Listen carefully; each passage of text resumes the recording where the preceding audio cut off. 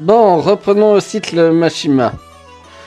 Mais pour l'instant, on a que du bon. On reste dans les bons côtés. Par exemple, on a commencé avec Fairy Tail X-Rave, Dead Rock et Gaton Nightmare. Mais on est encore dans le bon.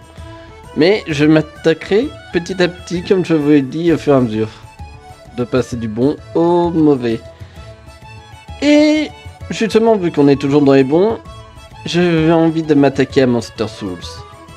L'œuvre qui est entre Rêvemaster et Fairy Tail. Sorti en janvier 2006 à septembre 2007 au Japon. Et toujours édité par Kodakan au Japon. Et Pika Édition en France. Et sorti en 2 volumes. L'histoire nous transporte dans le monde d'Elfenland, où les hommes et les monstres cohabitent. Mais nous suivons une petite équipe de 5 amis, les Black Air, composés de Aki, un Direwolf, un monstre qui peut changer en un gigantesque loup à cornes. Et c'est le héros principal, Toura, une fille mi-golem mi-humain. Son pouvoir lui permet de changer son corps en sable et ne craint pas la pluie. Et elle utilise une flûte comme arme. Mamie, la grande sœur du groupe, qui est une momie qui utilise ses bandages comme des armes. Et souvent elle a tendance à faire plus le fanservice car elle a tendance à se déshabiller pour aucune raison.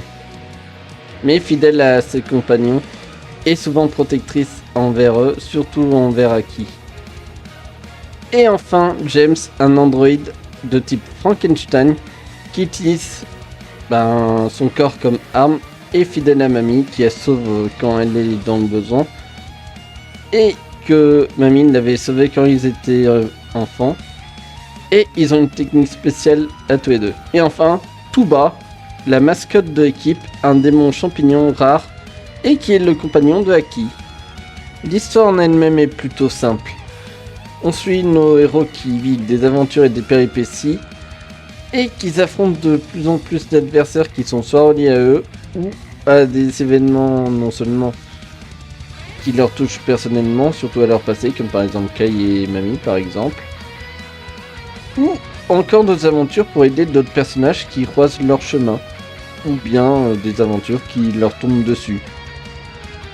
Du moins jusqu'au tome 2 auquel ils vont aider un jeune enfant à sauver le monde non seulement des humains et des monstres, mais aussi qui vont affronter quand même un adversaire qui est vraiment assez redoutable à partir de ce moment-là.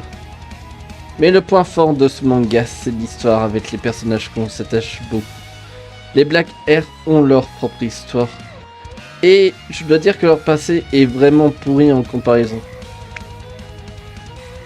Par exemple, dans le sens où par exemple l'un a vu son village non seulement être assassiné par un fou dangereux, et le pire c'est que l'un de ces personnages a vu son meurtrier devant ses yeux, et une autre aussi qui a vu littéralement tous ses proches mourir, voire même disparaître devant. Donc ouais, niveau enfance triste, on peut dire que Mashima sait bien les faire, mais au moins dans Monster Souls c'est encore plus justifié. Après, les ennemis qu'ils affrontent sont quand même de sacrées pourritures dans cet univers, et je vais pas vous mentir, mais j'ai des satisfactions quand ils ont eu ce qu'ils méritent. Parce qu'il y en a vraiment la plupart auxquels c'est vraiment des sacrées pourritures. Et on voit que l'univers quand même de Monster Souls a quand même un peu de maturité. Et le fait que l'univers fait un mélange de mi-monstres et des humains et également un mélange des genres, ça donne plus un côté non seulement touchant, mais aussi on voit que Hiro Mashima a quand même un côté hommage à la littérature fantastique ou à les monstres du cinéma. Même si c'est du déjà vu, c'est pas la première fois qu'on voit ce genre de crossover. Mais dans ce cadre auquel on a quand même une bonne ambiance, un truc chaleureux, et aussi que ça soit bien exploité, l'histoire en elle-même, elle est bien. Les moments d'action sont fun. Bien évidemment, c'est toujours aussi épique. Les dessins sont vraiment génialissimes. on ressent vraiment qu'il y a eu de l'amélioration visuelle. Et ça se ressent. Et ça, c'est vraiment génial.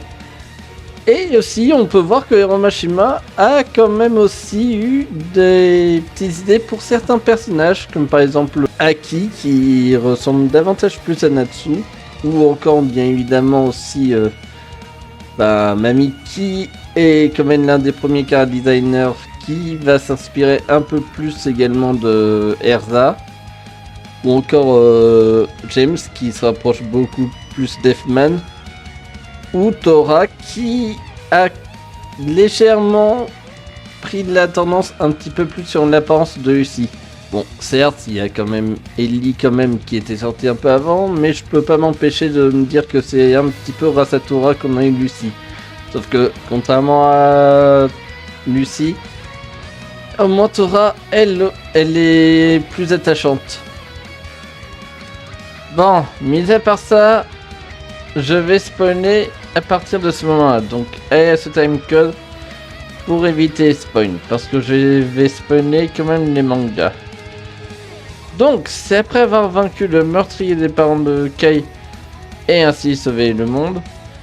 Et en plus, aider quand même le jeune prince également à sauver également non seulement son monde. Surtout qu'ils étaient engagés quand même contre leur départ, mais qu'ils l'ont bien sûr aidé. Et ben, à la fin, les parents de Kai sont ressuscités. Quoi? Ce qui, perso, me dérange un peu, parce que c'est le seul héros qui a reçu une récompense à côté des autres, ou que eux, non seulement ils ont souffert, mais ils auraient pu aussi mériter pas mal de choses. Ouais, bon, pour ma part, c'est un peu déplorable. J'aurais aimé quand même que la fin aurait été quand même un peu meilleure. Mais bon, c'est pardonnable parce que c'est un one-shot. Donc voilà, la fin, elle est un peu décevante en un sens. Mais en soi, si c'est juste pour une petite aventure, c'est pas trop dérangeant. C'est juste que pour la fin du manga, j'aurais aimé un peu mieux. J'aurais même aimé accepter la première idée auquel littéralement le groupe soit accepté parmi tout le monde. Bref, c'était la section spoiler. Mis à part ça, que j'ai presque rien à redire. Comme je vous l'ai dit, les améliorations sont super, surtout depuis la fin de Remaster, et on sent quand même qu'on se rapproche quand même à l'avenir de ces mangas, surtout pour Fairy Tail. Mais cette œuvre est plutôt correcte, surtout pour 2 tomes, et ça fait le taf. Et c'est dommage qu'il n'y a pas eu d'adaptation animée, car j'imagine bien le manga adapté en OAV, ça serait sympa franchement.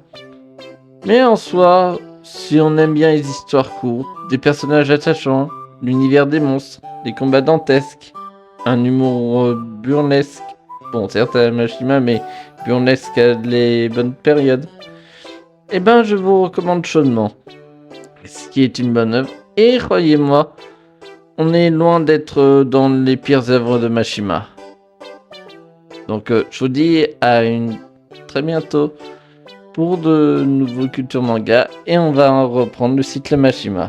Et il y a quelques petites œuvres ovnis qui sont intéressantes quand même à analyser avant d'attaquer à les plus gros. Allez, à la prochaine!